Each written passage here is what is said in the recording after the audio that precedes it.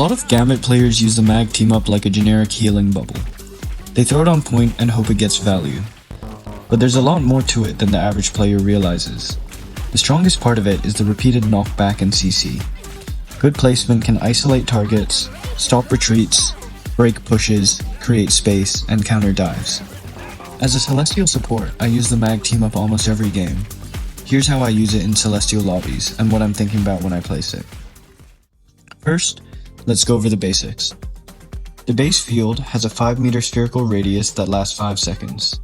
It heals allies for 55 per second, damages enemies for 50 per second, and repeatedly launches enemies away from its center.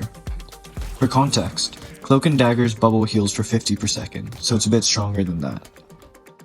With Magneto's enhanced effect, the field also bursts when it expires, dealing 40 damage and healing allies for 60. The burst is useful, but the base field and its knockback are the main reasons the team up is so strong. One important interaction is that the field deploys with whatever the card collides with. If it hits an enemy strange or mag shield, the field deploys on that shield. This can completely ruin an offensive use. The same thing happens with teammates.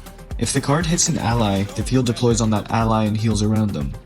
That can be useful defensively, but when you're trying to use it offensively, make sure a teammate is not about to block the throw. A basic use case is to aim at the space the enemy needs next. Behind a retreating enemy pushes them back towards you. Between a target and their supports cuts healing. In front of a push creates space.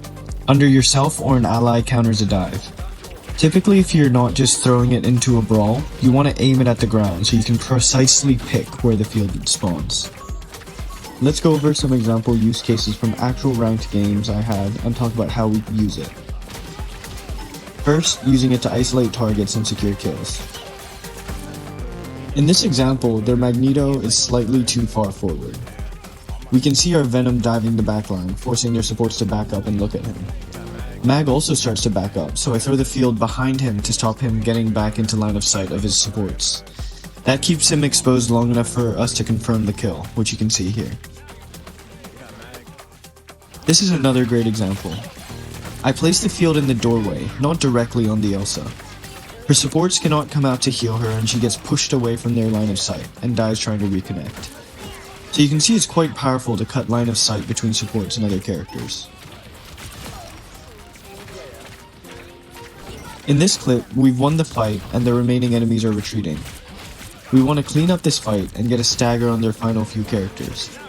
As they're retreating, I anticipate that they're going to move into the space behind them and throw down the bubble there. It pushes them forward and we secure an extra kill. Here's kind of the opposite situation. The Punisher is ulting and walking forward. I throw the shield behind him to stop his supports and team from walking up with him. He's CC immune in his ult, so it kind of works out, and he gets isolated and we get the pick on him. Finally, you can use it to try to chain it after others CC. In this clip, I wait for Groot's ult to end, and then I place the field behind them. I anticipate that they're going to try to retreat and will be low, so I want to stop that option so they can't reset. Here we get a pick because of it. Next, using it to create space. In this example, the enemy Gambit ults. They're going to run at us, so we'll need to kite back. I place the field in their likely path, and the knockback and hesitation buys some time to disengage. Finally, here's one that's pretty common, throwing it down at the portal exit. This is just a great use case overall. It displaces the tanks trying to jump out, and it gets them out of line of sight from their healers who stay on the other side of the portal, and here it just wins us the fight.